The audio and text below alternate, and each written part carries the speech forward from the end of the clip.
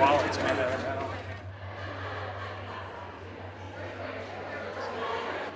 Most people don't know what a dead man's trigger is.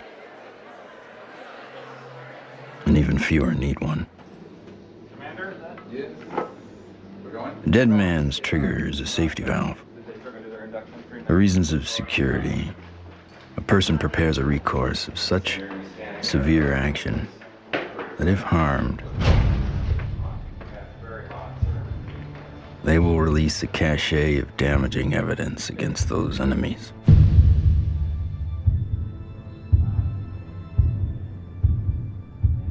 Given his situation, Dr. Stephen Greer is one of those rare men.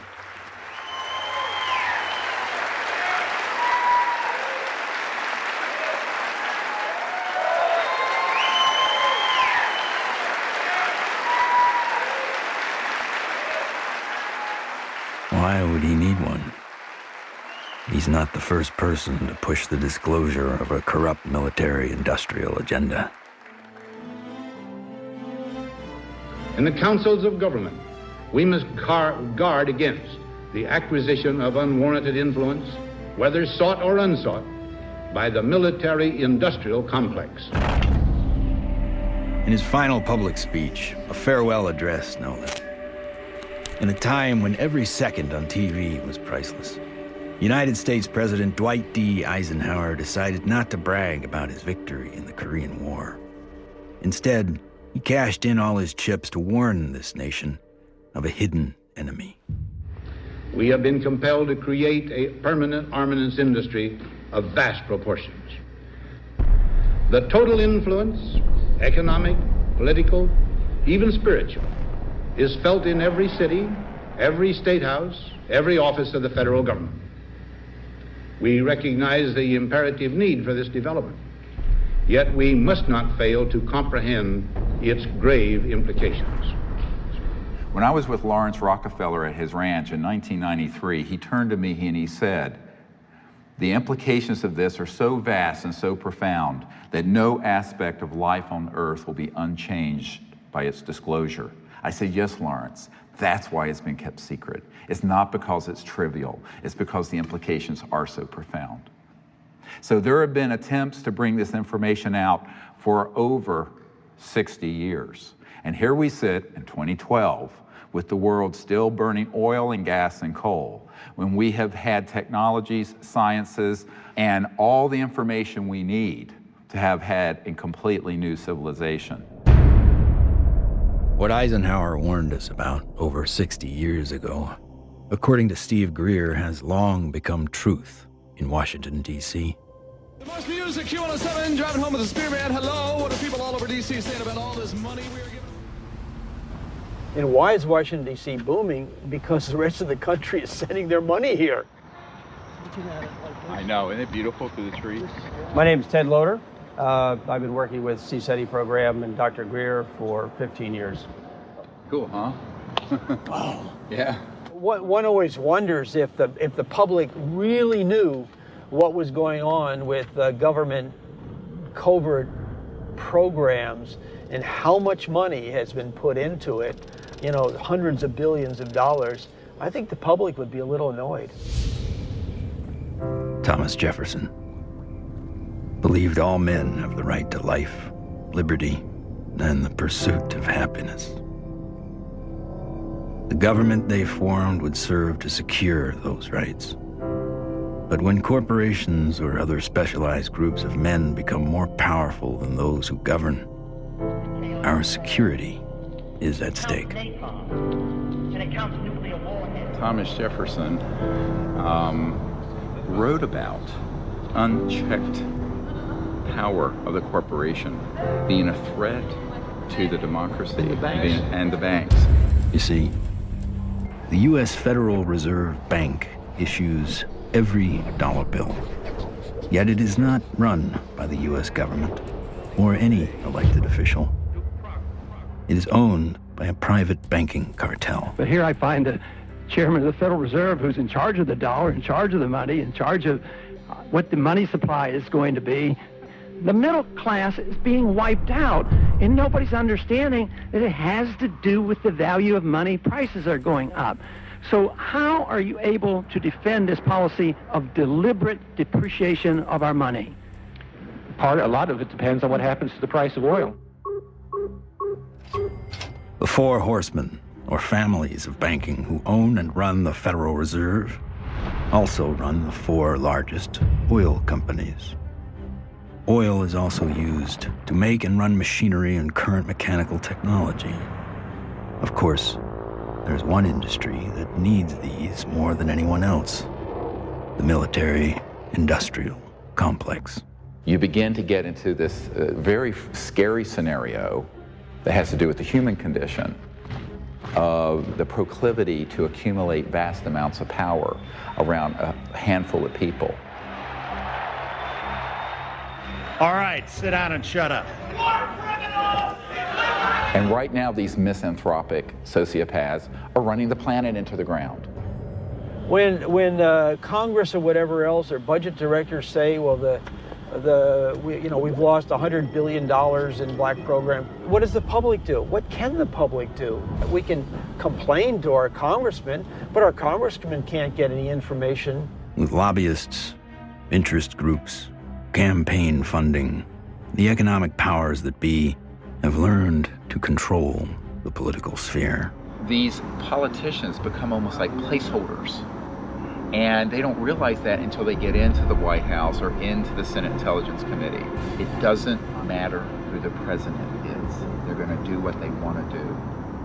And that which is good for them isn't always good for everybody else.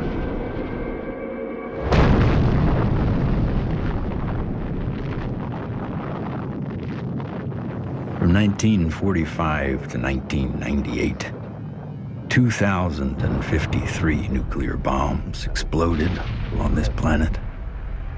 The United States detonated over half of them. Now I am become death, the destroyer of worlds. When the first nuclear bomb was exploded in Trinity, Robert Oppenheimer, one of the founding fathers of the nuclear age, said, "We have done this before."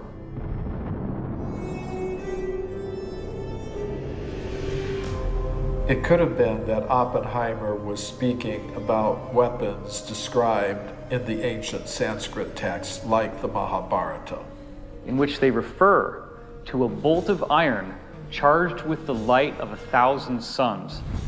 This bolt of iron was hurled in anger and led to an explosive event which is very graphically described in this religious scripture, specifically showing all the key indications of radiation sickness and the various problems with nuclear weaponry that we've come to expect.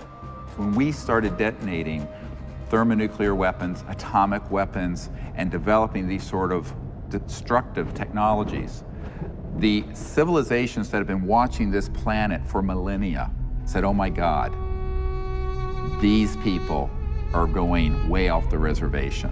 They are now an existential threat to themselves, but also to other planets potentially. All over the world, we see very conclusive evidence that ancient people were in contact with extraterrestrial life.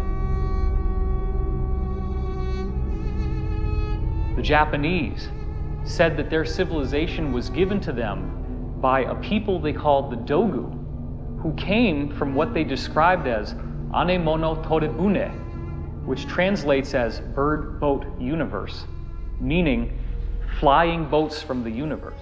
The ancient Sanskrit writings of India have elaborate descriptions of vimanas, or flying craft. These texts are thousands of years old. They predate any conception that we have of spacecraft or aircraft. But evidence is not just found in ancient texts.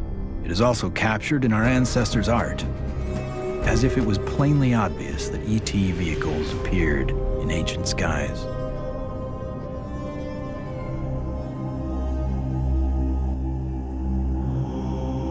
It is a foregone conclusion by most broad-minded people then we are not alone in this universe. The question is, how close are they? And we all looked up at once. It was almost like an intelligence told us, hey, look over here, we're here.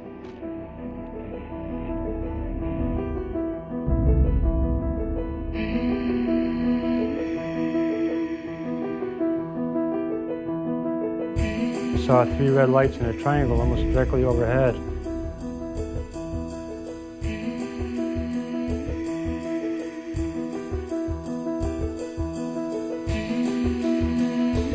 I saw these things and I ran inside and got my brothers and sisters. It actually lifted up, and it could actually turn. I'm gonna ask you to look away. I love my hands, but I wasn't one who believed that UFOs might exist. I was satisfied they exist. the life I have isn't what I'd seen. They estimated 100 yards from the left wing was this 100-foot disc.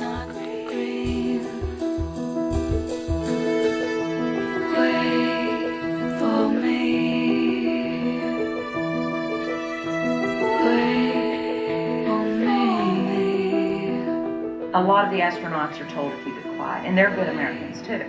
They develop the film from the moon, everything that's done by NASA.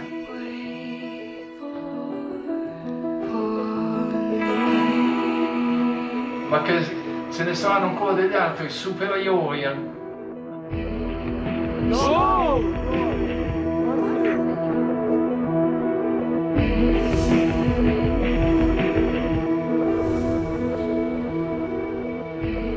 There's so much evidence out there that even if less than 1% is true, that would be enough to collapse the current paradigm and change the whole planet.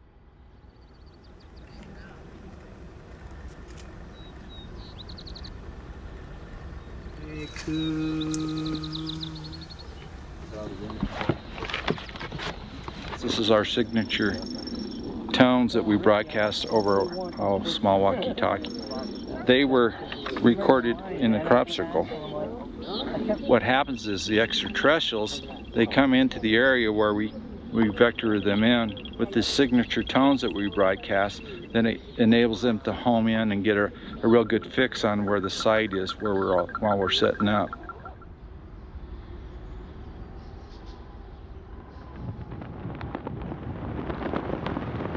The whole concepts of the crossing point of light, the physics of consciousness, and interstellar communication all were developed on a kind of a vision quest we did here in 95 or 96. Astronomer J. Allen Hynek developed a scale to identify the types of human ET encounters. From his original 3 categories, a 4th, more controversial, has been added, CE4. Even more controversial, Stephen Greer added a 5th kind of encounter, CE5. Human-initiated contact. So, how is this done? Given Schrodinger's idea that the number of all minds in the universe is 1, in order to make this type of contact, a human could potentially access that single inner consciousness through intense meditation and then visualize his location down through the Milky Way to the planet Earth to wherever he sits under the stars.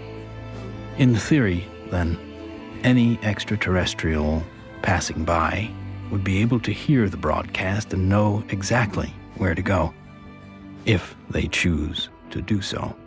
It's interesting how many people have never been out in a place like this where they can see the whole Milky Way galaxy.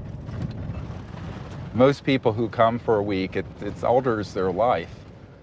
There's meditation techniques, there's remote viewing techniques, and once you start learning these processes and refining them, then you can make contact more quickly, more easily, and be more of an asset to the group. Checking to be sure that there's no source from anyone else, so that when we do start having electromagnetic signals through this, we know that it's a legitimate source. My name's Emery Smith. I've been with CSETI for approximately 3 years. Getting the baseline reading. from us? My duties consist of a couple things. I am Dr. Greer's head security detail. I also am their photographer. I operate anywhere from 2 to 6 cameras at one time. Yeah, that's our craft. Goes over the mountains in this direction.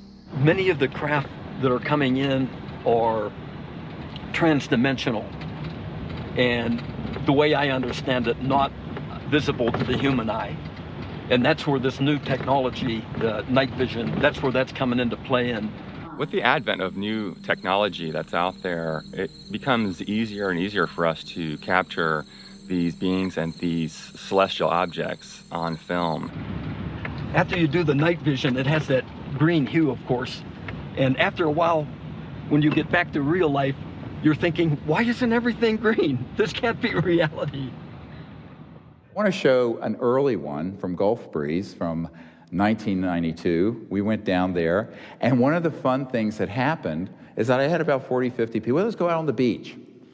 And we didn't have good cameras then, but you'll get the feeling of how exciting it was, have all these people, and 1, and then 2, and then 3, and then 4 ET craft materialize right in the sky. There it goes, 1, 2, 3.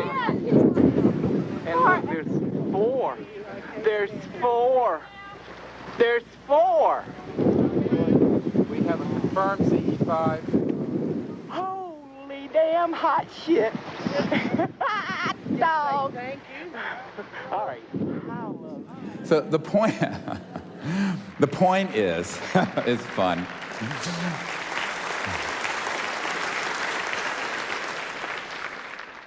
It's your responsibility to go into meditation, find a little bit of time, 10, 15 minutes, and remote view who's up there and how many.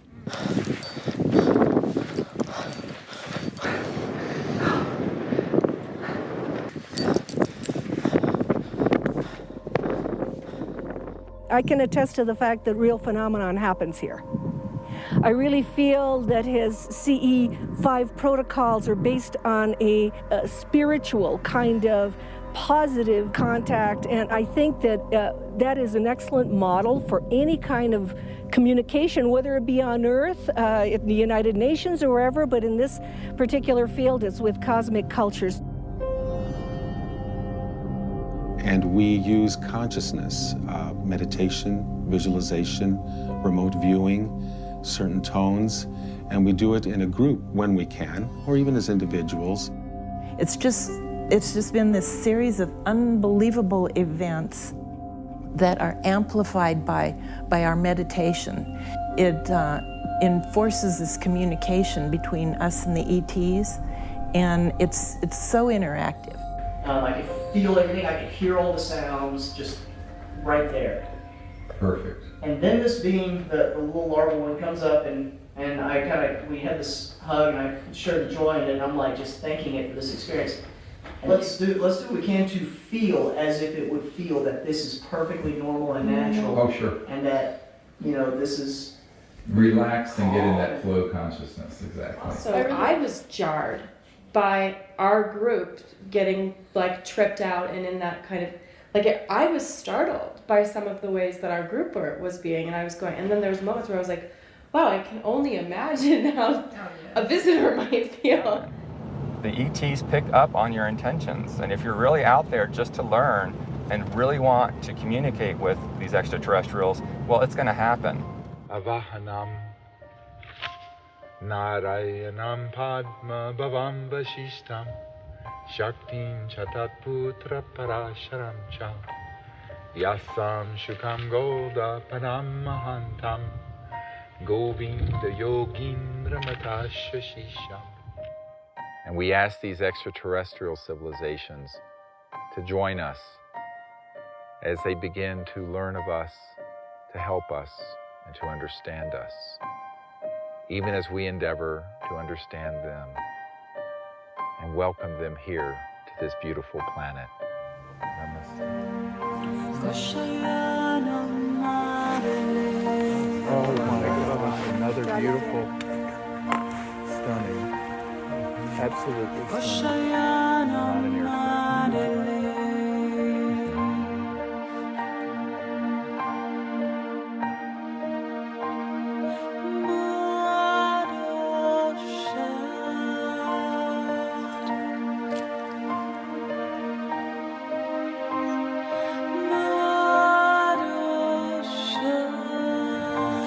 comes a military plane very quick. Yeah, there's a very fast military. Okay, they're gonna go. Just blinked out. Oh. It turned right to it. Yeah. Literally, my heart literally sunk when the jet, you know, got to where the craft had to phase out. Yeah. And like to feel all that love build, and then to feel that jet coming in, and it was like on a heart level, my heart literally sunk when the jet crossed the path where it had to take off.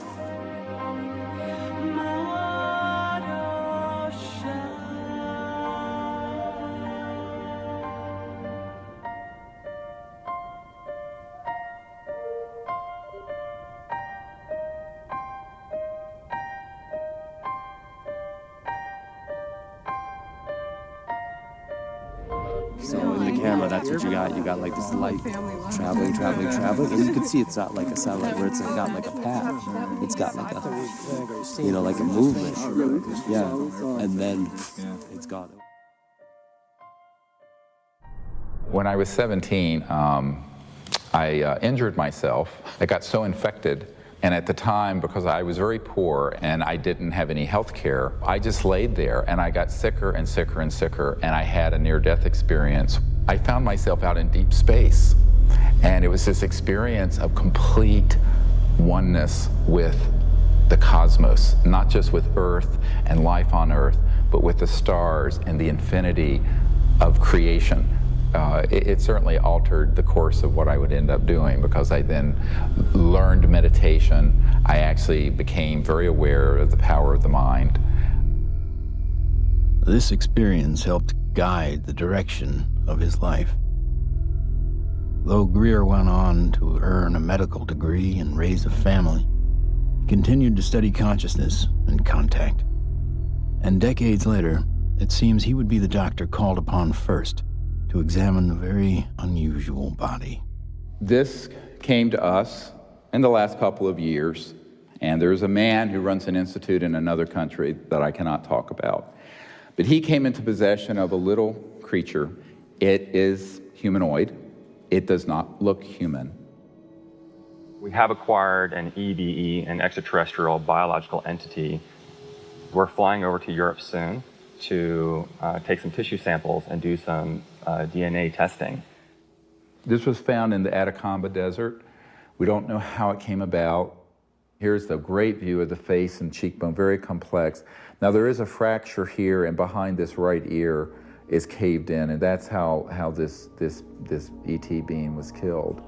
We have the best scientists in the US from Stanford that are going to be doing the testing itself to see what this really is, and also to rule out what it's not.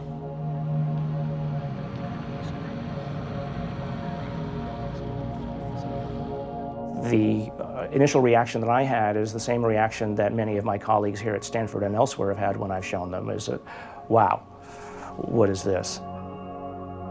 The question is important enough in at least two ways. The primary reason is that there's a lot of claims about specimens and claims about aliens. And of course, there's a lot of ridicule associated with that. So one of the best things that we should be doing, of course, then is bringing the best scientific techniques to bear.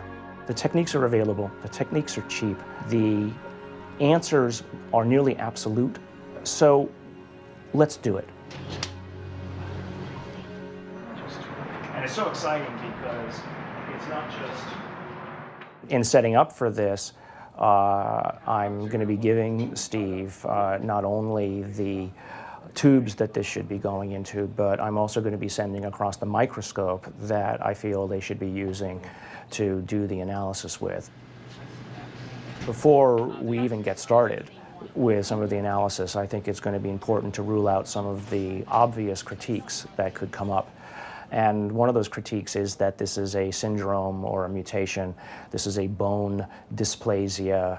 And luckily, here at Stanford, we happen to have literally the world's expert, the man who wrote the book on bone dysplasias and syndromes, a gentleman by the name of Dr. Ralph Lockman, who has kindly agreed to look at the specimen, both the pictures as well as the CT scans and the x-rays, to help determine whether or not it's anything that he's ever seen before. I think that a dozen or even 15 years ago, answering the question of what is this would really not have been possible because the kinds of technologies were not available as are available today. But really the DNA tells the story. And because we have the computational techniques, that allows us to determine in very short order whether in fact this is human. So this will be basically an absolute level of proof as to what this actually is.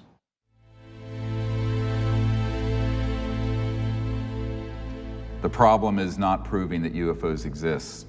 It's when you begin to expose the energy and propulsion systems behind how they're getting here. You're talking about unveiling an entirely new science that would replace oil, gas, coal, nuclear power, public utilities. And this is the $600 trillion problem. So the patent office, after they fired me, I had to wait 6 years before I got rehired. Everybody at the office was avoiding the case. But when they finally did, the arbitrator wrote an 85-page report on how the media had caused my dismissal. So I only got a 30-day suspension out of the whole thing, which was taken out of the tiny little bit of 6-year back pay. So that was great. Yeah, it was. Yeah, it made it all worth it, so to speak, because that's how we were able to open the offices and stuff.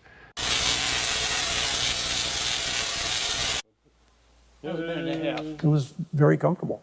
No feeling of being shocked or anything else, just a good feeling, comfortable. What scientists need to do and normal people need to do is they need to look at the hardcore evidence, decide that, oh my gosh, ETs are real, and then get over that. And if that's the case, then you can start extrapolating because they're getting here, which means they have solved the physics problem, if you will. That's an actual photograph that Mark Whitford took, a friend of mine. And you see the stars in the background. So this is a fixed camera. The craft was a triangular craft moving away from him, and all of a sudden it makes a right angle turn. Apparently it has what I would describe as inertial shielding. It's the only way something can make a right angle turn without having everybody killed inside of the craft. Though we experience inertial forces every day, their origins remain a mystery.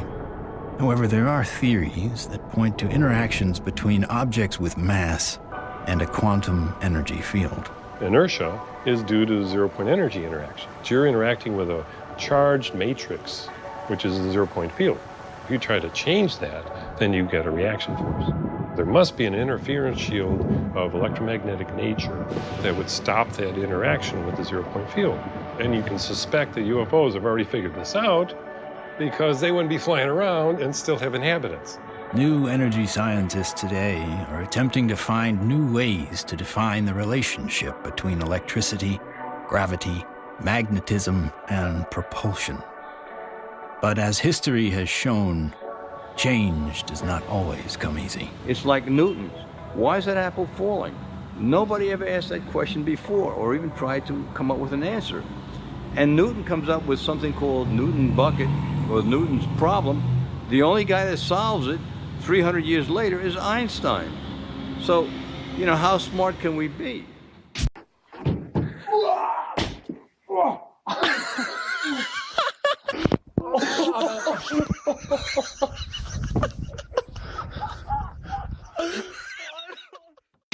If you look at everything normal within the conventional wisdom, you're not going to learn anything new. My name is Morgan Boardman. I am the Chief Financial Officer of Morningstar Applied Physics. My business partners are Paul Murad and Dr. John Brandenburg. What we're doing, like I said earlier, is we're using a magnetic field that's rotating about the axis with the hope of generating a magnetic vortex. In essence, we are trying to start a civilian advanced research projects agency.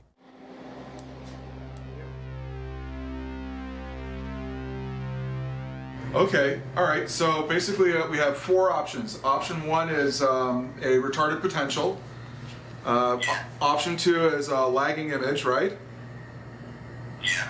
Option 3 is pointing vector as a motive for propulsion, or how that may be what's happening, right? Yeah. And that's actually taking angular momentum and changing it into linear momentum if it's working the way we want it to, right? Yeah. Okay. And then the fourth one is that we are somehow either generating and or absorbing gravity waves. You got it. Do we accept Einstein's viewpoint that thou shalt not go faster than the speed of light? If you look at a black hole, the comment is the gravity is so strong that nothing leaves.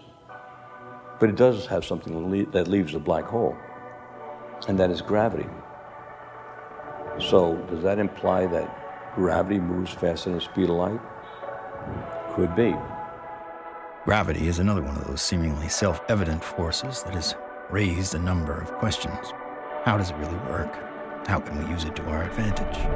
In the mid-1920s, T. Townsend Brown discovered that electric charge and gravitational mass are coupled, and that by building devices that harness these interactive forces, we could create advanced propulsion. At about the same time, Nikola Tesla and Thomas Edison won the Nobel Prize in physics, but both refused it. Tesla was at the end of a long career of inventing. He had advanced technology in the fields of X-ray, radio waves, internal combustion, and, of course, atmospheric electricity. When everything was said and done, he had earned 112 U.S. patents. He proved that electricity can travel wirelessly in the air, and ultimately died penniless. However, his work did influence many others, most notably Lester Hendershot and Dr. T. Henry Moray. Hendershot invented a magnetronic generator to energize an impossible flight, if fueled by gas, that took Charles Lindbergh and the Spirit of St. Louis from New York to Paris. Dr. T. Henry Moray developed the Moray valve, a device for extracting radiant energy from the zero-point field, and demonstrated this device hundreds of times and had dozens of signed affidavits supporting his science. Yet in the end, even these two notable scientists were ignored and bullied. Dr. Moray's device was hammered down and broken into pieces by a competitor, and before he could finish reconstruction, he passed away of natural causes. Hendershot fled to Mexico to continue work, but was found dead at 61 years of age, attributed to suicide. There's all kinds of skullduggery that happened there. I don't think T. Henry Moray ever got a decent chance to ever do anything with that. There is absolutely no question that T. Henry Moray had a system that produced about 50 kilowatts out of a 55-pound box. The conventional electrodynamics model does not allow this to happen. In other words, it doesn't allow you to extract excess energy from the vacuum and use that to power your load. It costs just as much to restore it as was used to destroy it. So we got to put in more than we can ever get out in a load with such a squirrely circuit. And that's the only kind of circuit we've used in power systems since day one. We're still building them. We're still making power systems that deliberately kill them. So we pay the power company to have a giant wrestling match inside his generator and lose. In the 1950s, there were some very provocative articles saying that, oh, electrogravitics is the best thing since sliced bread, how all the aviation companies are now backing electrogravitics, they're all doing experiments on it. Well, within a couple of years, there was no news at all. Once they figured out that they could really control gravity, 1954, it all went black. Do you think the boys in the black projects have solved that problem? Because it sure sounds like it from what the witnesses have told me. I wouldn't know. I wouldn't know. Sorry, but I can't even think about it. I see so many things in my life, it's just hard to say. A local inventor has discovered a way, hear this, to use water to run your car. What Stan shared with me was interesting. In order to run this engine off of water, we've also had to learn the ability to adjust the burn rate of hydrogen to co-equal the fossil fuels. So he applies for a patent, and then he gets a call from actually a visitation by two guys from the Pentagon. The Pentagon flew a lieutenant colonel in last week to look at Meyer's invention. There's talk of possibly using it in the Star Wars defense program and to run army tanks. But he asked that this become public patent so that the civilians could benefit from it. And he indicated that if we don't do that, overseas people will. In 1996, Meyer was sued by his investors, who claimed the device was not revolutionary, despite verification of the unique voltage intensifier circuit by the U.S. Patent Office. Meyer was brought to trial, but key evidence was not allowed. His oral testimony was not even recorded due to an audio recorder malfunction, and the judge recessed early for vacation. Later, Meyer made an appeal but was denied. He was found guilty of fraud and ordered to repay his investors, putting an immediate dent on the idea of funding new technology. On March 20th, 1998, Stanley joined his brother and 2 NATO officials for a dinner meeting. Stan took a sip of cranberry juice, grabbed his neck, ran out of the restaurant, and fell to the ground, saying, "They poisoned me." He fell down after eating at a restaurant nearby where he lived, fell down the parking lot, said, "I've been poisoned," collapsed. And that's on the police report? The police report confirms his words. The cause of death was written to be an aneurysm, though he left behind just enough materials for others to piece together his process. The full secrets of his device died with him.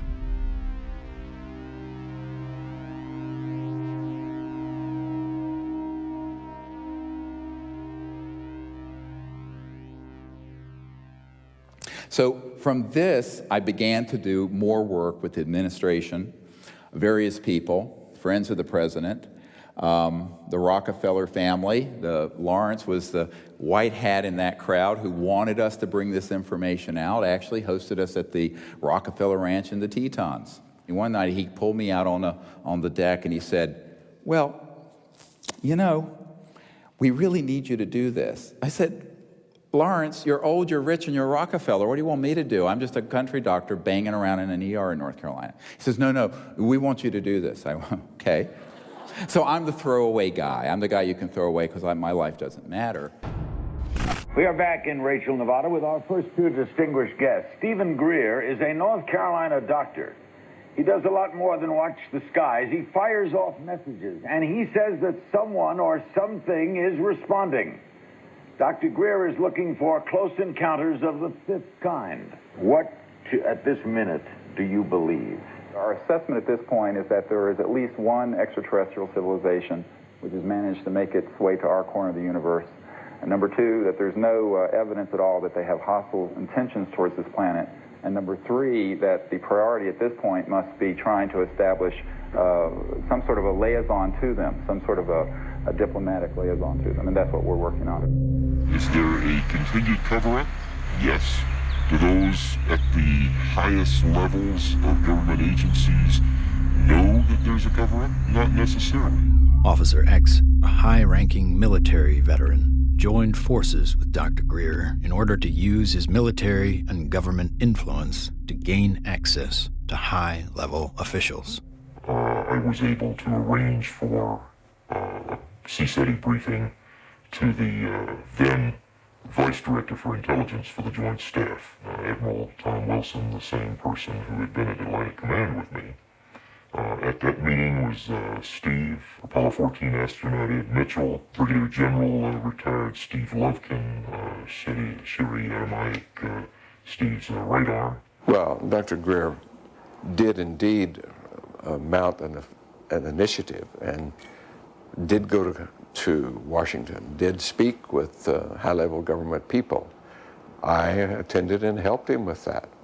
We briefed certain members of Congress, some of their staff, some of the people from the White House.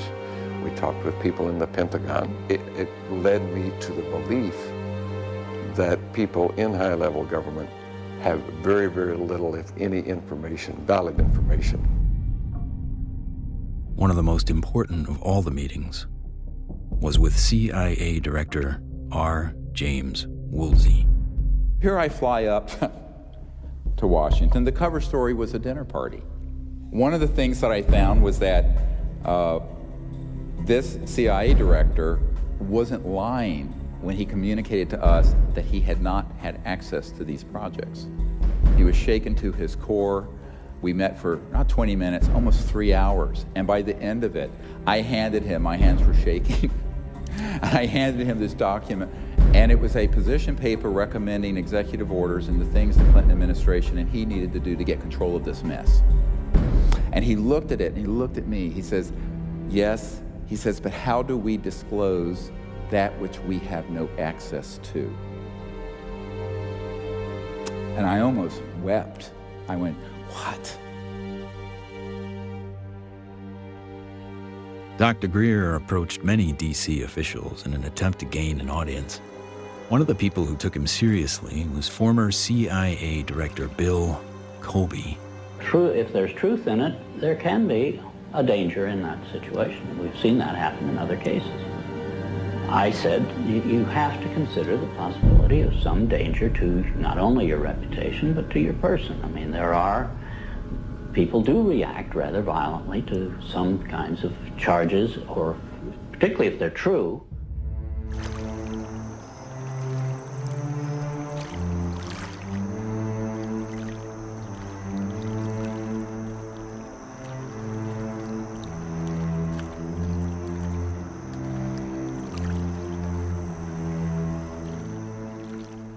Now, you know, I'm a 30-some-year-old doctor with 4 kids, a golden retriever, and a house in North Carolina.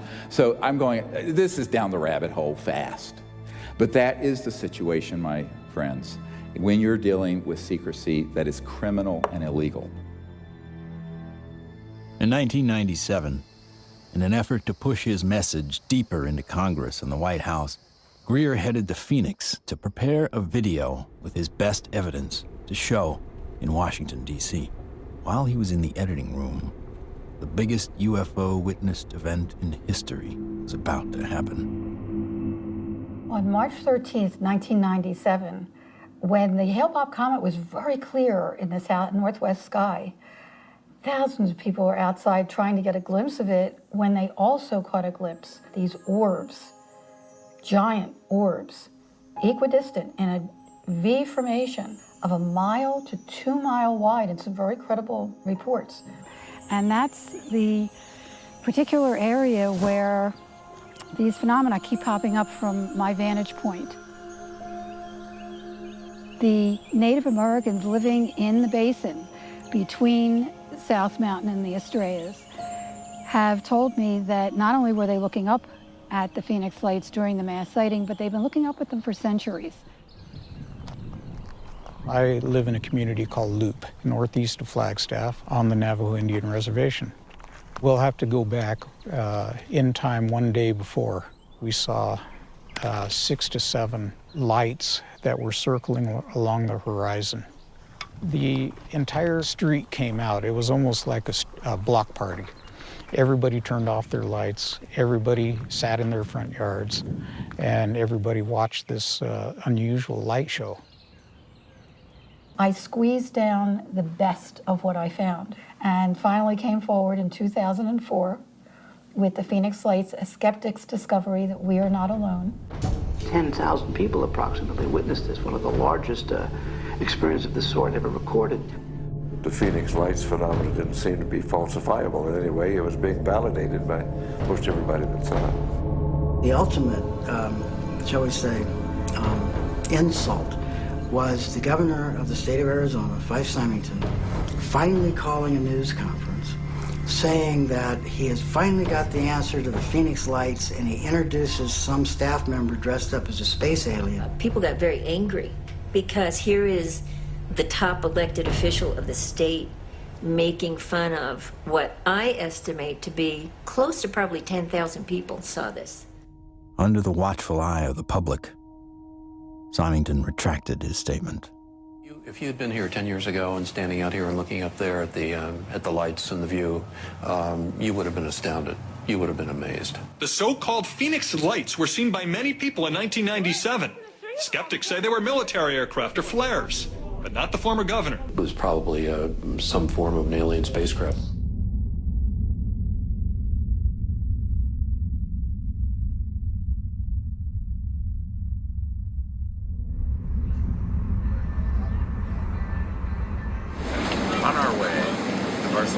Barcelona to retrieve the evidence. Dr. Bravo.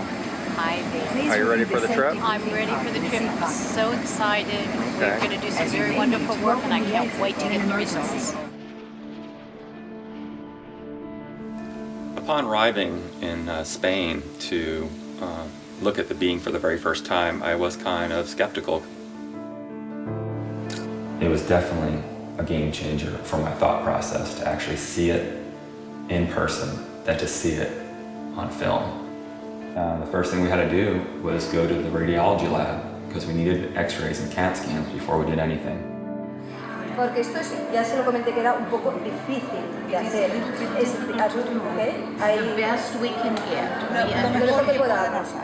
Porque evidentemente no se puede manipular para nada. No. The head radiologist at the center saw the being and was quite impressed. And the first thing she said was, "Wow, that looks like an alien." That's really okay. This is fabulous. This one's pretty good for you. Yeah. Okay, that's good.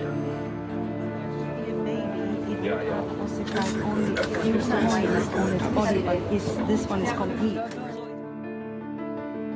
And when the CAT scan images started coming up on the computer, it was just profound. And I saw inside the bone, and I saw, organs and lung material, brain material. I knew that this was not a hoax, it was not fake, that this was actually some sort of living creature. Right, well, if somebody made it, they have a future in microsurgery because they were smart enough then to put in these millimeter-wide bone holes where the arteries go in to feed the bone marrow.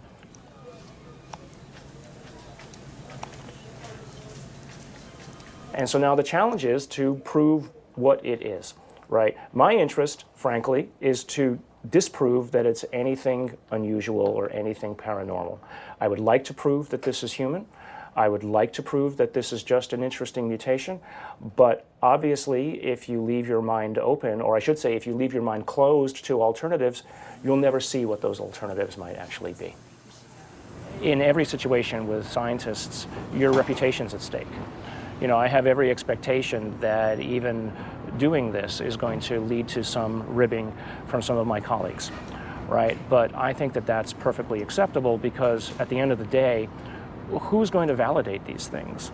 If someone isn't willing to step forward and do it right, then you're going to have it sitting out there forever, hanging in limbo, right? I mean, if you let other people and their opinions stop you from believing what you know to be true, then all you're doing is stopping the possibility of progress. Anytime anybody tries to study this subject seriously, we're subject to ridicule. I'm a full professor at a relatively major university, and I'm certain that my colleagues at the university laugh at me and hoot and holler behind my back when they hear that I have an interest in studying unidentified flying objects. There's really a subtle kind of suppression at play here. You don't worry about what the CEO of Enron thinks about what you say. You worry about what your friends think. You worry about what your parents would think if you posted whatever you care about on Facebook or something. We take the risk to appear to be a crackpot.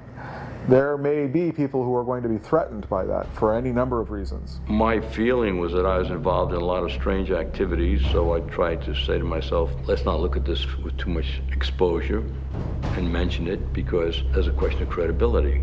This should be the subject of rigorous scientific investigation and not the subject of rubbishing by tabloid newspapers. MUFON is the Mutual UFO Network, and it was founded in 1969 by Walt Andrus. And our mission statement is the scientific study of UFOs for the benefit of humanity. MUFON is the world's largest UFO investigative organization. We have approximately 3,000 members worldwide. Approximately 500 of those have their PhDs. These are people who really would like to delve deep into the UFO phenomenon and try to figure out not only what it is, but how it's happening. Armed with what he thought was some of the best available evidence, including the Phoenix Lights, Steve Greer organized a Project Starlight briefing before several Congress Pentagon, and White House staff members. Things seem to be on track for disclosure. Of the device and the internal, all of it, with a lot of detail, and this is a cutaway. This was done and escaped government control, whereas the Bentwaters case took 20-some years in England. So this is in our possession and not the Ministry of Defense. So, where it would never be found. Where it'd be going to a black hole, right? But then, the bad news came. Sherry Adamiak, Steve's partner and longtime friend, along with Steve and another team member, were all suddenly diagnosed with a malignant cancer. I've had these experiences since I was a child or a young man, but to articulate them so other people understand them, I need someone with capacity to hear it. She was that person. I mean, it's been... You can't resolve things. It's been very hard for me. Oh, yeah, you know, I know. Get up I know every it has day, been. you know, but...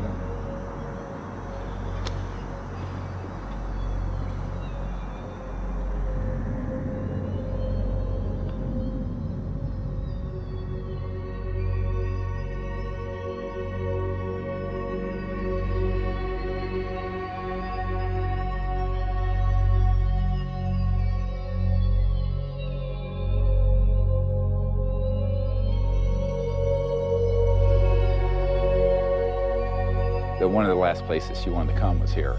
So she asked that her ashes be placed on the land. So we put her ashes around that tree.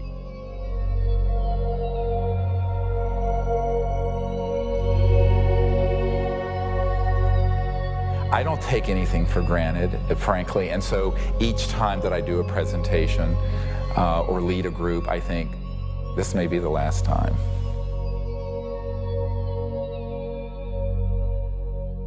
The thing that has kept me going the most is not any external thing, but the experience of that near-death experience where I know that there's an aspect of us that doesn't die. That is why I can go mano a mano with these elements and not be afraid. I shouldn't say be afraid, not stand down. Everyone has fear. I've certainly had my fears. But it gives you an anchor so that you can go forward.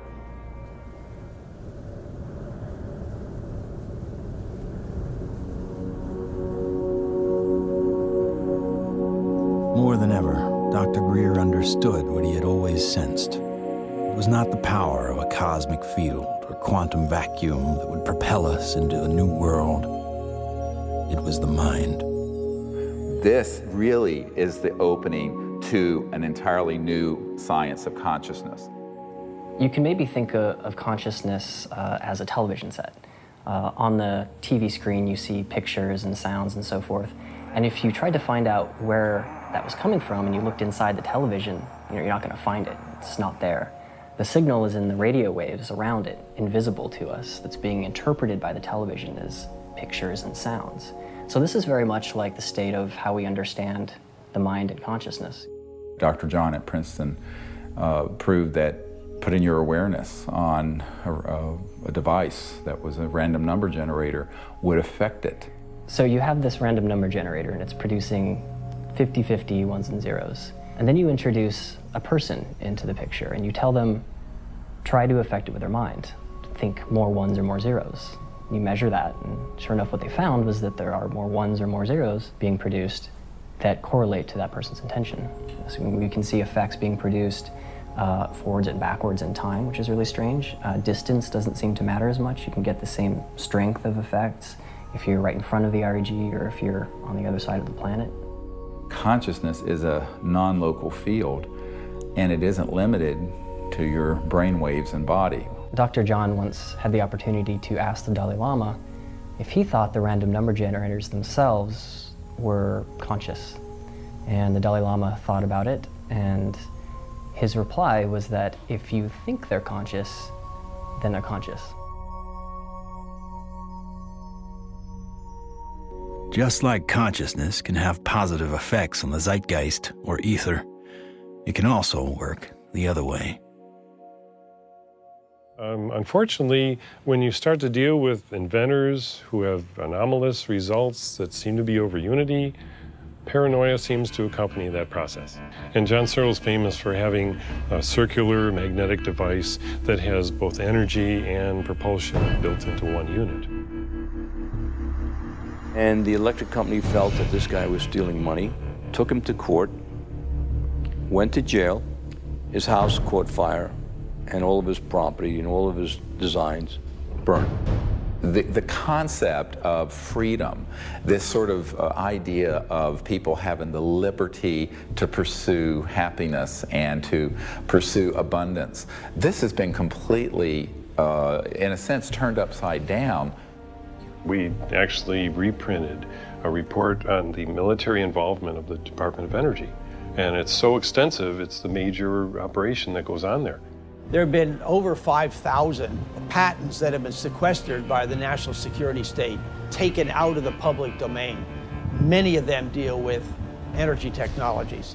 It's a policy that the military seems to feel is necessary for national security. However, at this point, we often wonder, 50 years after World War II and the Cold War, whether such sequestering is necessary. Suppression of new technology would be an obvious plague on the idea and strength of a free market system. Yet, it still seems to happen right in front of our eyes. And this is a huge controversy, one of the largest, maybe most intense controversies in the history of science. There's nothing worse, I've found, than suggesting to academic physicists in particular, and academics in general, that they are not only wrong, but disastrously wrong, catastrophically wrong.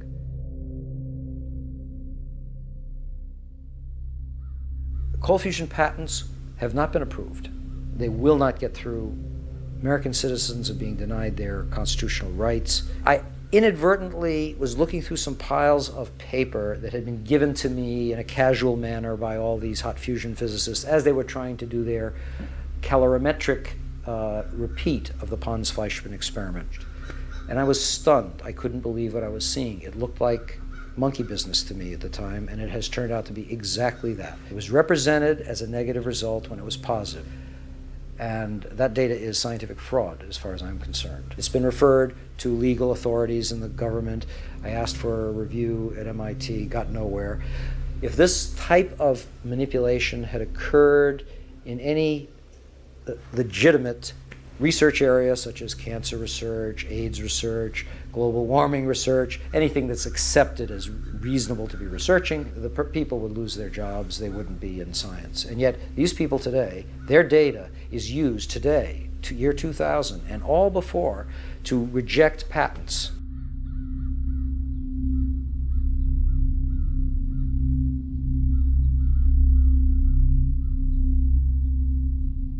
Yes, there is serious criminal activity going on that ultimately must be rooted out.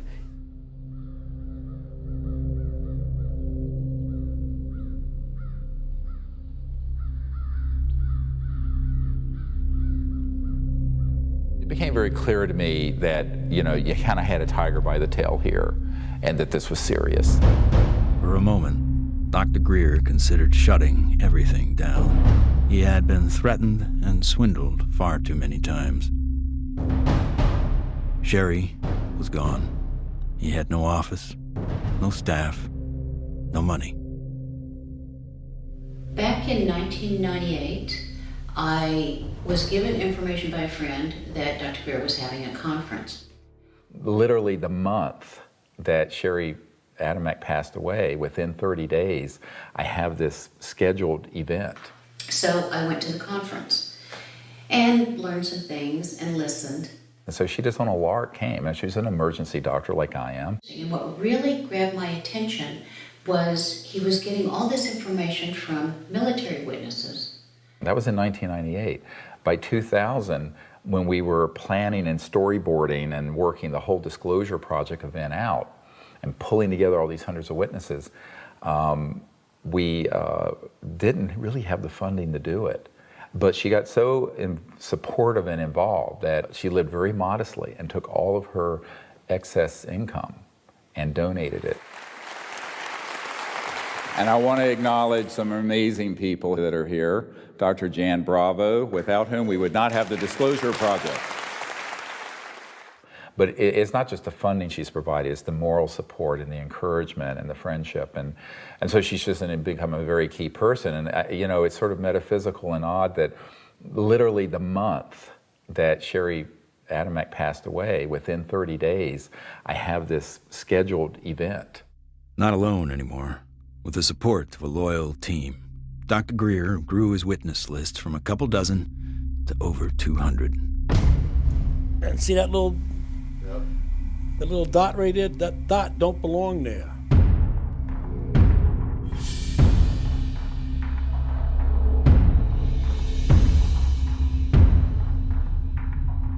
I said, I'm one of those, what you would call the high government official in the FAA. I was a division chief.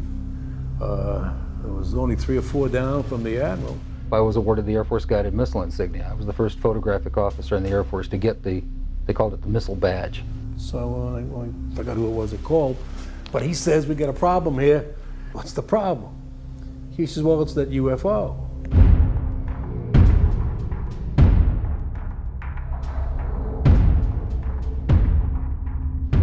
We weren't launching real nuclear weapons, we were launching dummy warheads. They were the exact size, shape, and dimension and weight. And we were looking down southwest, and the missile popped up through the fog. It was just beautiful. And I hollered, there it is. And our guys on our M45 tracking mount with 180-inch lenses on it got it. We sent the film back down to Vandenberg. The Japanese airline 747 was coming from the northwest, going across the Alaskan territory. He called and asked the controller if the controller had any traffic at his altitude.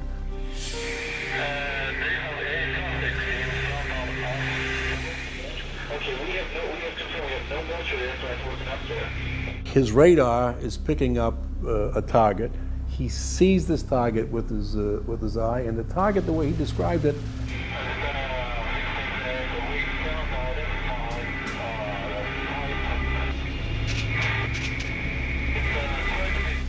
a huge ball with lights running around it, and I think he said it was like 4 times as big as a 747.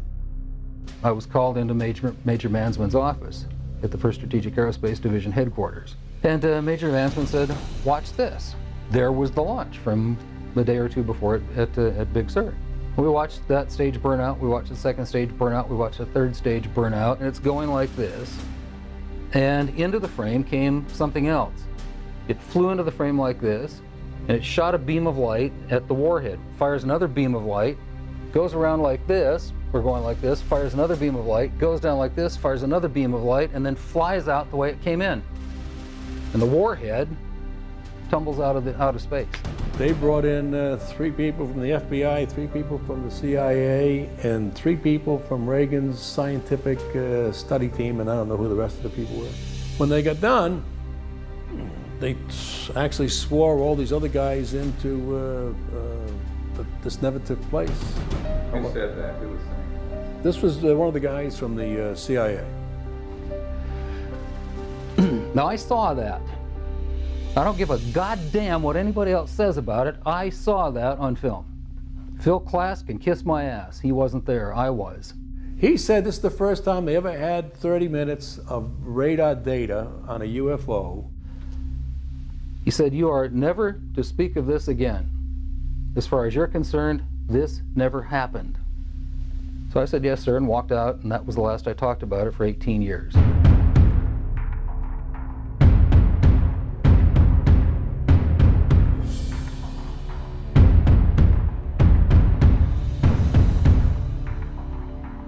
I had the original video that I took, and I had the pilot's report, and I had the FAA's first report that was all downstairs on my table.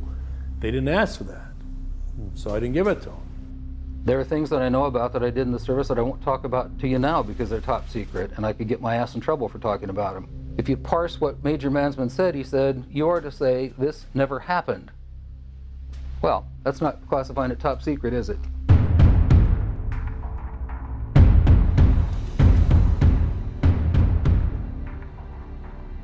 And I was a part of a United States Air Force cover-up for 18 years. But who do you tell that you were involved in a UFO incident without them looking at you like you ain't wrapped too tight? What we photographed up there affected me for the rest of my life and made a huge impact on my understanding of the universe and of governmental manipulation of our minds.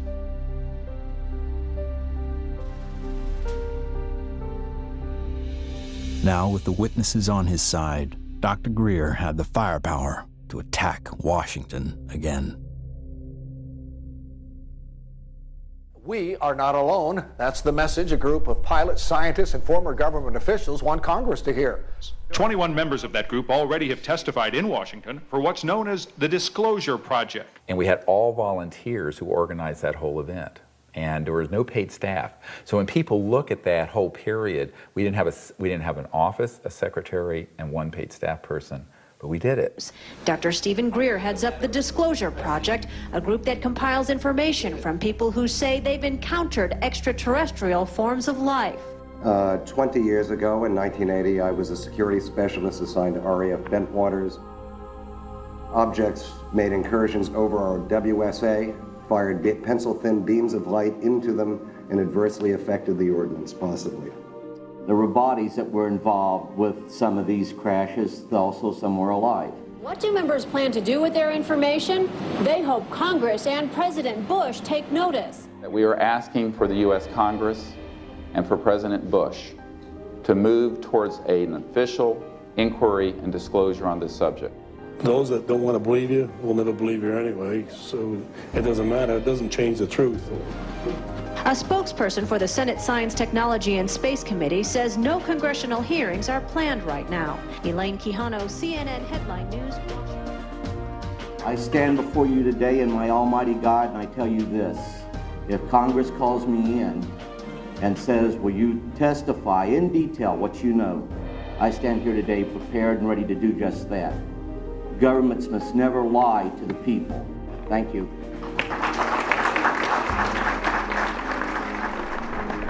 The number of people Dr. Greer had managed to get behind him was monumental.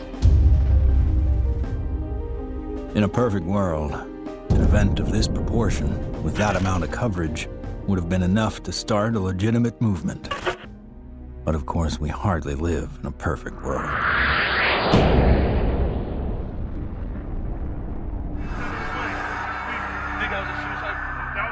Yeah, don't say it. It's on, you know it, right?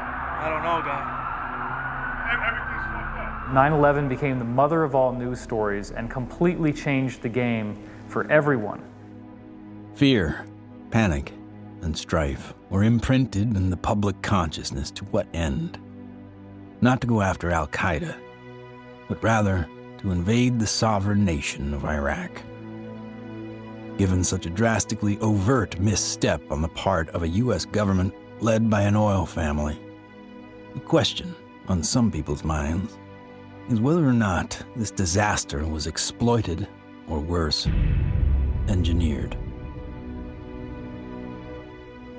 The Gulf of Tonkin in the Vietnam War, Chiang Kai-shek in the Korean War. False flag operations are nothing new. However, according to some, the ultimate card to play might be yet to come. How do you grow the trillion-dollar military-industrial complex that Eisenhower warned about into a $2 or $3 trillion program? You got to have a bigger enemy out there. Von Braun's purpose in life during the last years of his life, his dying years, was to educate the public and decision makers about space-based weapons. First, the Russians were the enemy against whom we're going to build space-based weapons. Then terrorists would be identified, and that was soon to follow. In 1977, I was at a meeting in Fairchild Industries, and in that room were a lot of charts on the walls with enemies, identified enemies, names that people had never heard of, names like Saddam Hussein and Gaddafi. But we were talking then about terrorists, the potential terrorists. No one had ever talked about this before. And they continued the conversation about how they were going to antagonize these enemies, and that at some point there was going to be a war in the Gulf. According to these theorists, after the military-industrial complex had its war against terrorism, the next enemy that Dr. von Braun identified on Earth would be third world country fanatics. But with no more enemies left, the people would soon be taught to look to space. The next enemy was asteroids. Now at this point, he kind of chuckled the first time he said it. Asteroids, against asteroids, we're going to build space-based weapons. So it was funny then. And the funniest one of all was against what he called aliens, extraterrestrials. That would be the final card. And over and over and over, during the 4 years that I knew him and was giving his speeches for him, he would bring up that last card, and remember, Carol, all of it is a lie. 99% of all the information out in the public on this subject is well-crafted disinformation designed to scare people to support the next phase in global warfare. And this kind of corruption is why the only things that are being made on this subject are things that redound to paranoia and fear in the military-industrial complex. I occasionally think how quickly our differences worldwide would vanish if we were facing an alien threat from outside this world. I don't think we're moving forward if we trade, factional and ideological war from one ethnic or religious or economic system into an interplanetary conflict, because that's A, not survivable, and B, would be even worse in terms of galvanizing the world around a military structure. That has been the central organizing principle of our society for a few thousand years, actually. It is hard to concretely prove that 9/11 was a false flag attack because the people behind it are so good at covering their tracks, especially with the compliance of mainstream media. If you had trillions of dollars, you'd be pretty good at it too. The adversary is closer to home.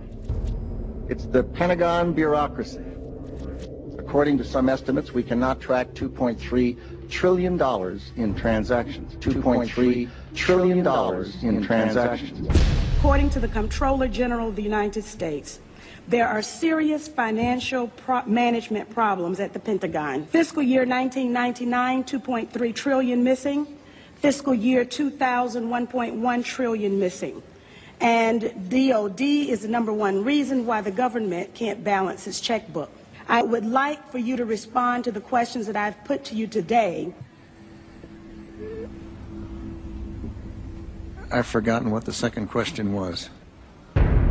How does one carve out a billion unacknowledged or 10 billion unacknowledged taxpayer dollars?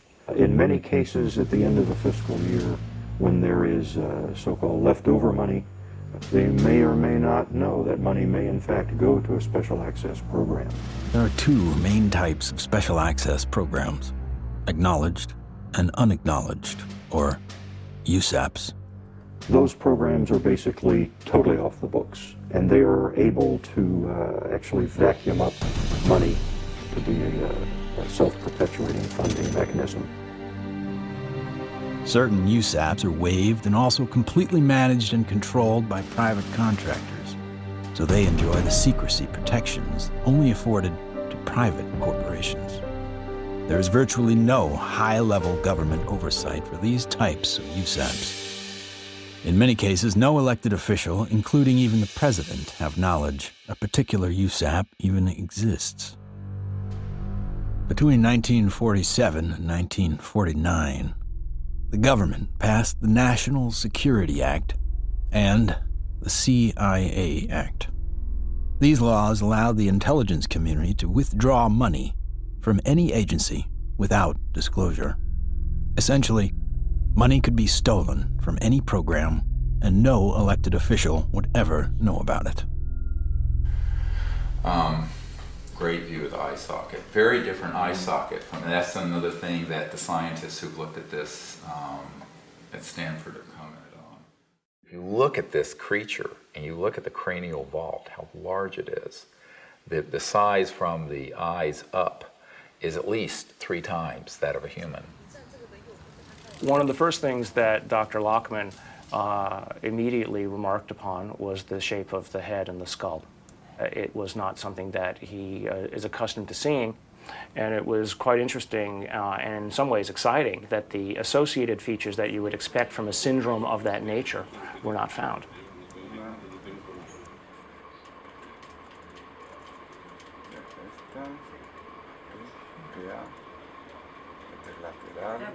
This specimen does not fall under any known, to me, class of disorders or syndromes.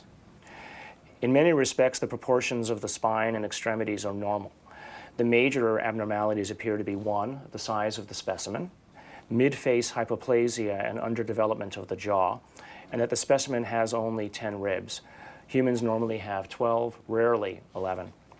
One of the most remarkable aspects of this is when we came down to study the actual bone density. One of the features of fetuses that specialists looks at is the so-called growth plates of the epiphyseal joint, say, of the knees. The shock, I think, and the surprise was, and the absolute certainty that Dr. Lockman had was that this specimen is between the age of 6 to 8 years old.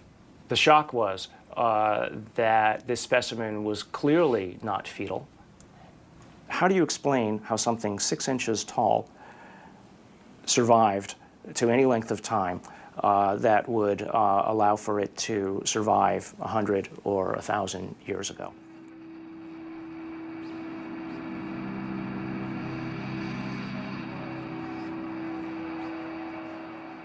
And what amazes me is the media. Well, they're so compromised on this, they don't dare do anything but follow the company line on it. The company line being a series of lies. This is a document talking about the current program at the CIA. And it says that the PAO, Public Affairs Office, has relationships with reporters from every underlying major wire service, newspaper, news weekly, and television network in the nation. In many instances, we have persuaded reporters to postpone, change, hold, or even scrap stories that could have adversely affected national security. Now, what's the purpose of this? The CIA has no mandate for anything domestic. The FBI is domestic. What the hell is this? Where are we now? We are in a bread and circus. This is a phrase used to describe the creation of public approval, not through excellent public policy, but rather through diversion and distraction. No, I'm not doing that. I'm sorry. You are driving me nuts. That's ridiculous. Keep people fat, keep them happy, keep them diverted, and keep them entertained with drivel and shock and nonsense. That's, unfortunately, the sort of thing that has taken the place of news and information. So that what we're seeing today is a world in which perception is being managed by as little as 5 major media corporations who collectively control magazines, newspapers, corporate news websites, television stations, movies, documentaries. Who are these people? Who could be behind the curtain? Who could possibly be controlling us so effectively? A shadowy government with its own Air Force, its own Navy, its own fundraising mechanism, and the ability to pursue its own ideas of the national interest, free from all checks and balances, and free from the law itself. Majestic 12 is real. Notorious MJ-12, which is no longer called MJ-12. I'm trying to find out the new name. Basically, it's an oversight group intermingled with the National Security Council and the National Security Planning Group. They have full control. They have no congressional oversight whatsoever. They answer to nobody.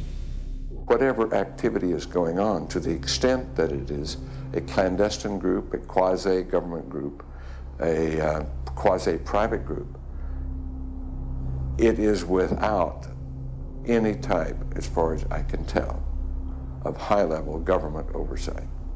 And that is a great concern. Ladies and gentlemen, the very word secrecy is repugnant in a free and open society, and there is very grave danger, for we are opposed around the world by a monolithic and ruthless conspiracy that relies primarily on infiltration instead of invasion, on subversion instead of elections.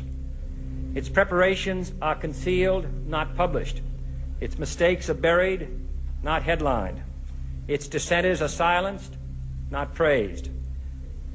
It is a system which has conscripted vast human and material resources into the building of a tightly knit, highly efficient machine that combines military, diplomatic, intelligence, economic, scientific, and political operations.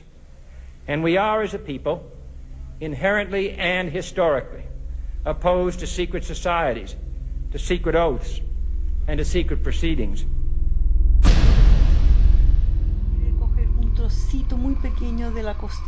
It's got too much tissue on it. They actually want a piece of the bone from at least like a 0.5 of a millimeter in. Como medio milímetro de...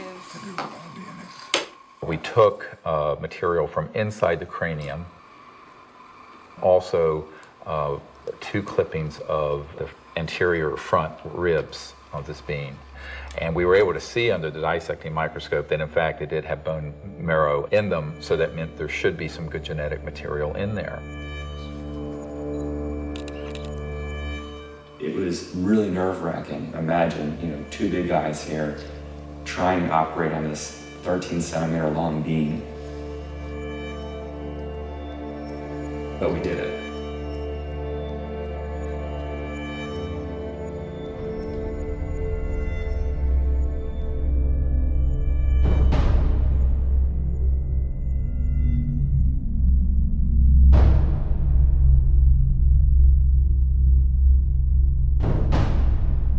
The DNA analysis is being done by some of the world's best, but even the world's best need to be cross-checked, which is why I'm doing the 3 different facilities.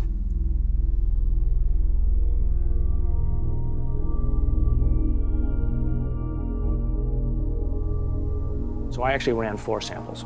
I ran a sample of my own blood. It was a very small amount, just 100 microliters. I ran 2 blanks, things that just had water in them, because that would be essentially a contamination control. And then, of course, the sample itself. And really the all-important first result was whether or not there was in fact any DNA which was isolated. And the actual shock for me was when I got the amount of DNA out of this sample. It was way above what I had originally expected. What you have on the left here is a so-called DNA ladder. This is a size standard. This one on the end is in fact my DNA, and it has an expected size distribution as well as some banding. And validating the original measurement is this analysis that basically shows that we have a nice distribution for the sample's DNA. When we physicists look for alien civilizations, we don't look for little green men.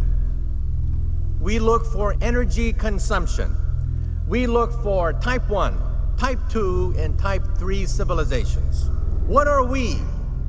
We are type 0. We get our energy from dead plants, oil and coal.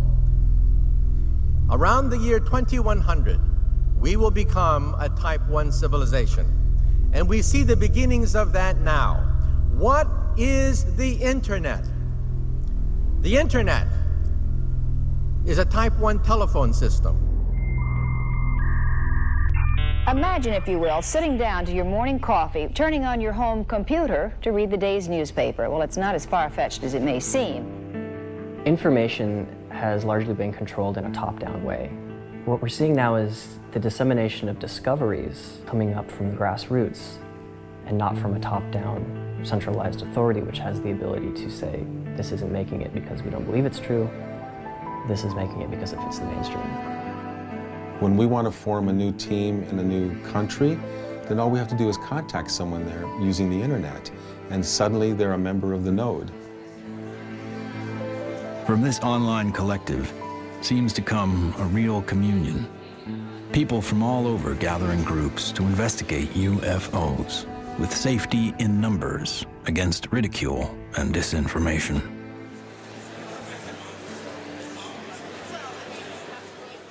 What we found in the past is we had a lot of anecdotal stories, but we didn't have a whole lot of data. With the advent of computers, personal computers, and the internet, we've been able to collect the data and analyze it through some 200 plus data points to allow us to be able to compare cases and to see exactly what's happening and what the trends are. Nick Pope is our guest. He made this information public. He's also the former head of the Ministry of Defense's UFO project. So if anybody knows, we think it's you, Nick.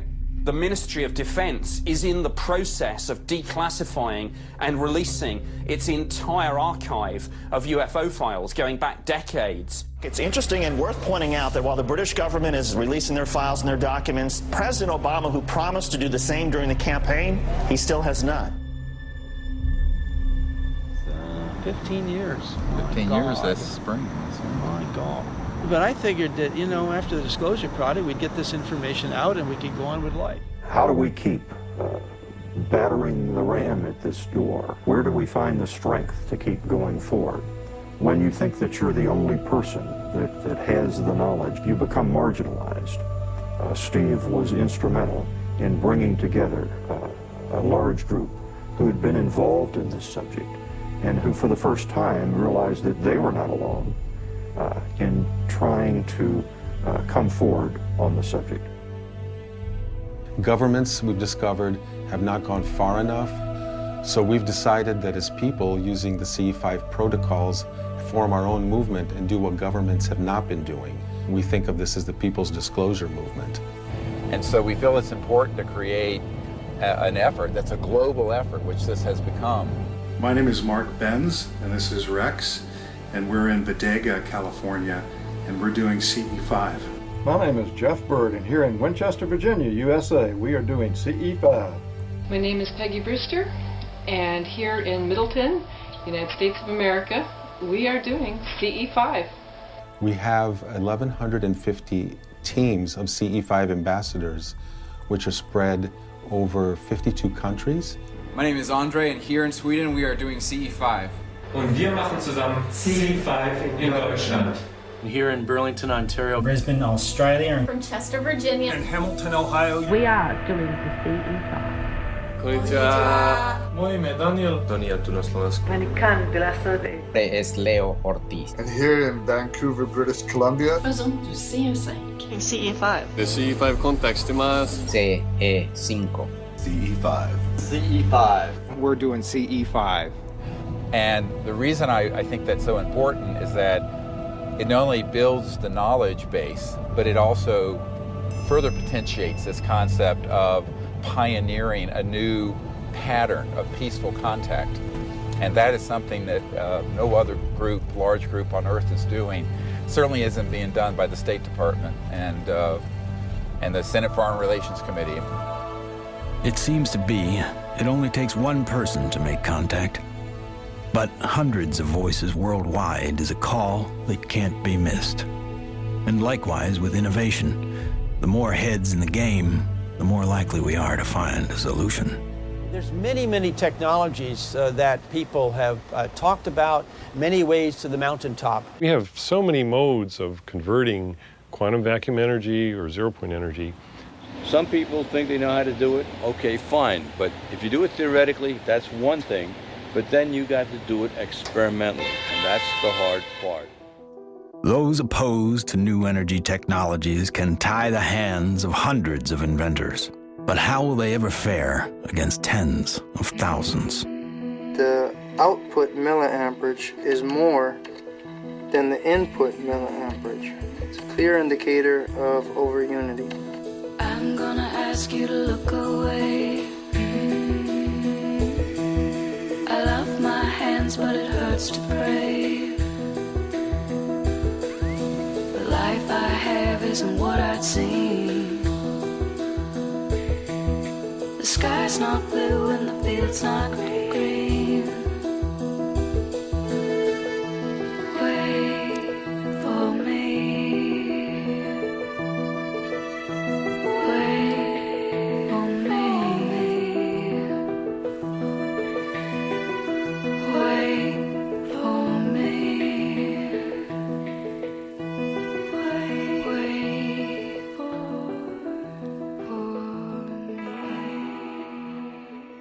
When you oscillate or vibrate magnetic fields, there's an effect in the gravity field. And how to do that linkage is what you're trying to get at, as I understand Maxwell's it. equations are in that term right there. And what happens is if you're going to have a gravitational effect, it's going to happen over there.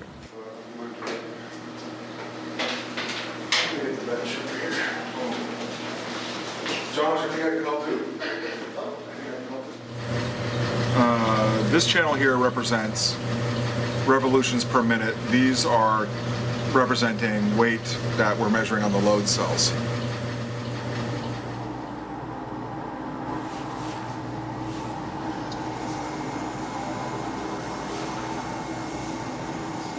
Full steam ahead.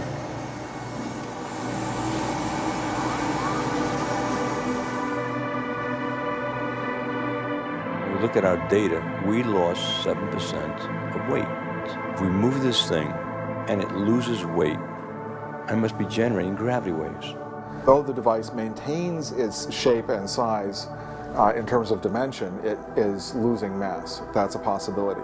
If it is losing mass, then certainly it would also be affecting time in a very localized manner. By looking at new technology, you could break through new commercial aspects to improve our society. We should be looking for a disruptive breakthrough in this technology within the next 10 years. We're on the brink of developing any number of potential propulsion systems which would take us out of the solar system. I think we're going to beat NASA to the mark. So I graduated from the UCLA School of Engineering in 1976. I got a flyer from the School of Engineering inviting me to a lecture by Ben Rich. Ben Rich was the director of Lockheed's Skunk Works for 16 years. He oversaw a number of USAPs that were secretly managed at the Skunk Works, including, most notably, the development of the F-117 stealth fighter. Ben shared a slide set of about 40 slides of different things, starting with the U-2 spy plane, going all the way up to the stealth fighter at that time, mentioning that he couldn't talk about the other secret stuff. But when he ended his talk, he had a slide of a black disc zipping off into outer space. And he ended this talk with these words: "We now have the technology to take ET home."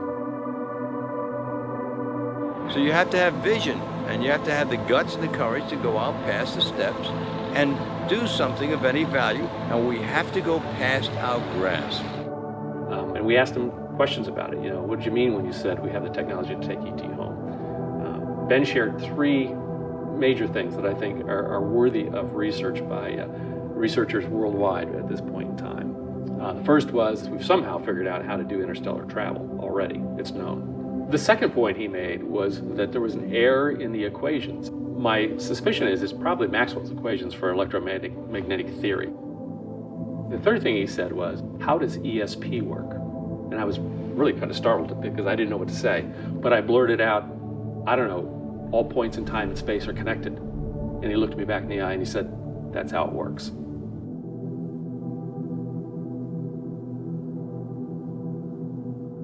History has taught us that to simply innovate new technology may not be enough. We have to find a way to get past the suppression. We've already now had a breakthrough just a couple months ago of the tritium battery. Finally, a company has come up with an actual commercializable unit, but it's very small. It's designed for an IC or some small circuit component. So this is a good sign, because it shows the way to introduce a free energy device is to introduce a small version of it. If you have a revolutionary energy device, it has to be introduced in a way that doesn't look like it's a revolution.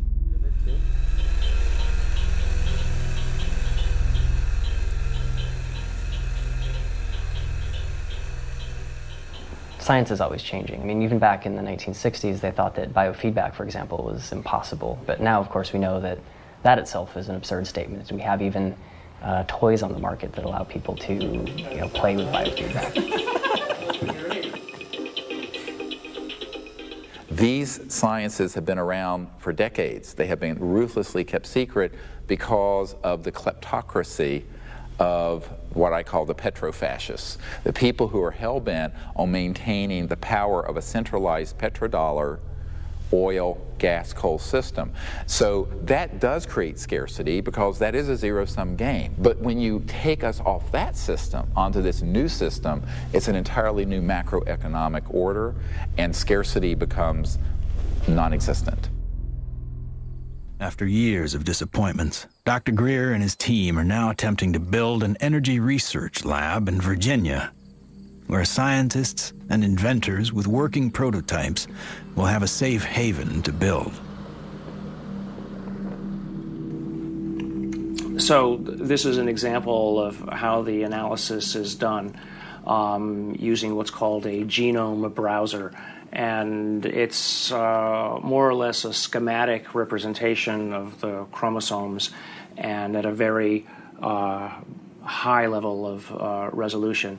So the sequence that we got from the mitochondria tells us with extremely high confidence that the mother was an indigenous Indian from the Chilean area, and the haplotype is called B2A. Now, the other thing that immediately fell out of the analysis is that it's male. It has so-called Y chromosome material. In fact, it's got a full Y chromosome. It probably died in the last century, if I were to make a guess. I can say with absolute certainty that it is not a monkey, right? It is human, or as close to human, closer to human than chimpanzees would be. But when you count up the number of mutations that we're observing, what we're seeing is more than what we would expect to be caused by simple cell division. When the sequencer is creating or making these reads, it's doing it more or less at random. So what does the computer program do that people have written and designed? It takes every one of the little sequences and tries to match it against the known. And then anything that doesn't match, it puts in a little side file and says this is unknown. At a certain point, when enough knowns are matched, I can feel comfortable saying, this is human, right? But if I'm not careful and I don't pay attention to what's in the garbage can, right, what the computer program is throwing away, I could literally be throwing the baby out with the bathwater.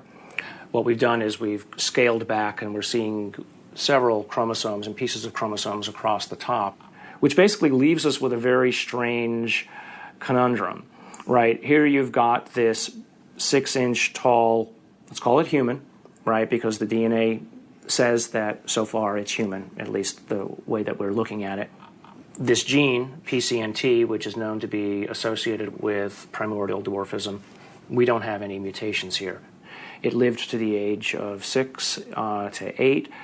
Obviously, it was breathing, it was eating, it was metabolizing, and it wasn't living in an environment where there was a lot of advanced medical attention that was given to it to allow it to live to that age. It calls into question how big the thing might have been when it was born. So genetically, you might explain that by saying that there's some advanced aging mutation, something that caused the bone to age anomalously quickly. A gene that's known to be associated with progeria, that also no changes there. So the next problem, of course, is the ribs and the number of ribs in the specimen. Only 10, whereas there are supposed to be 12.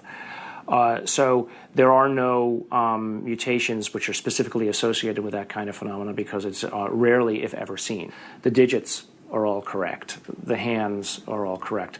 There are problems with the face. So there's a mid-face hypoplasia, and then there's the larger skull. So again, I think in summary, there are genes associated with any one or two of the anomalies that we see in the specimen, but there is no mutation which is known to accommodate or call for all of the mutations. even with the things that we know could be assigned to one or more of the anomalies, we don't find them in the genetics of this specimen. That leaves open the question, what genetics is causing the anomalies that we are observing? So, although I entered this thinking DNA was the answer, it made me realize that in the context of the bigger biology questions, there are other levels of control that need to be understood and answered. The non-coding RNA, epigenetics, etc. And things that we probably haven't even thought of yet. So if I just look at, this is base pair 19,800,000 or so at this edge of the open region. I can go all the way over here, and now I'm at 21,000 or 22,000. So the answer is not finished, and it's not as easy as actually, frankly, I thought it was going to be at the beginning. So that's basically 2 million base pairs of DNA where nothing seems to sit. It's just like the way societies do things. They try to fit things in boxes. We have literally written a computer program that does exactly that, tries to fit it in the box. Doesn't seem very efficient, so on that basis, people would call it junk. But I think we now know that there's any of a number of other features of what DNA is doing in there. It is expressed. And so we need to be careful, obviously, that we don't let our instincts or the programs that we write to match our instincts make the decisions for us. No matter what, for me, this has been a fascinating, more than an exercise. As soon as I've collated this information into a form that other people can take advantage of, and it's accepted for publication, I'm just going to put it out on the web. You know, I don't have the resources to study and follow down every single angle that this opens up. But, you know, maybe there is a listener out there who will be sufficiently intrigued by this to do the analyses themselves, and maybe they'll find something that I missed. Great. If additional samples or examples are seen of this, I'll be the first in line to want to sequence it, because then all bets are off. I want to say other things here, but I also don't want to open myself up for, you know, attack. This search may have uncovered a major finding about life in the universe and its origins. What is this being? Could it be a missing link in evolution? Could it be an entirely new species? Or simply a disease we have never seen before? Or could this be an extraterrestrial being from another world?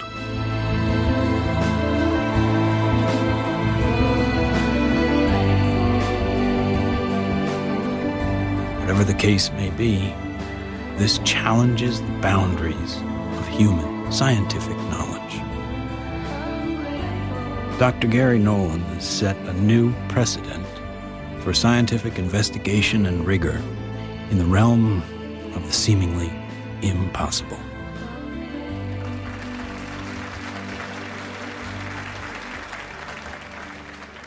Now, we have now over 4,000 cases of extraterrestrial vehicles that have landed, 3,500 pilot cases, over 5,000 documents from the U.S. government, and hundreds of thousands of pages of documents from 14 countries that have opened their files since the Disclosure Project was launched 11 years ago.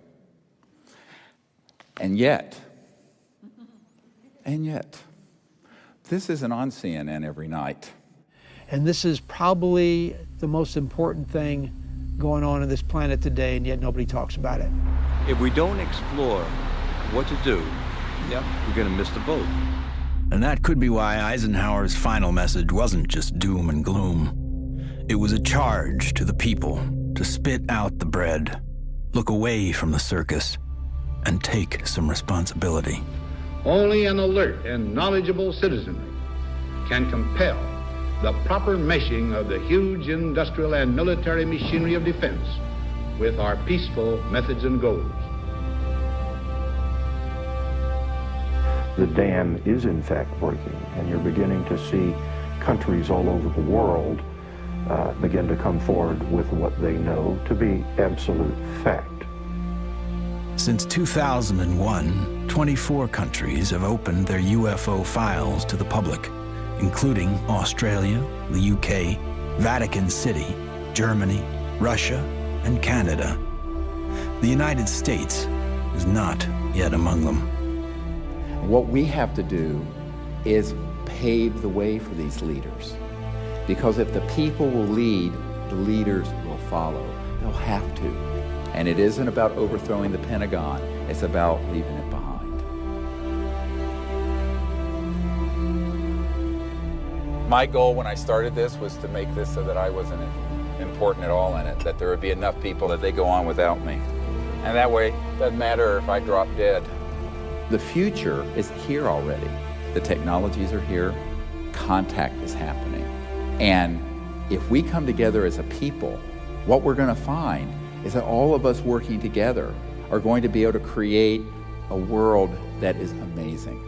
If every single one of us told everyone we know that we're being visited by intelligent life, that the sciences are here to give us a new civilization, we're liberated from that macroeconomic slavery. So this is the destiny of humanity. Thank you very much. God bless you all.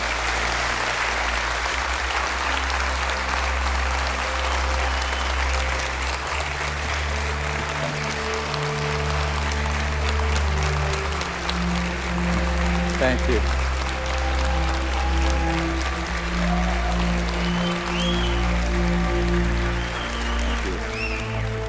What we've come to learn is this. We are standing at the precipice of a new age. There is power in the many, but only when they're acting as one. That's when resonance happens. Whether joining together as a responsible citizenry against the forces standing to divide us, or joining consciousness to unite with the beings who are prepared to communicate with us.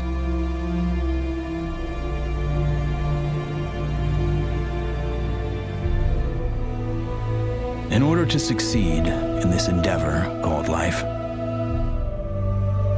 we must come together as one.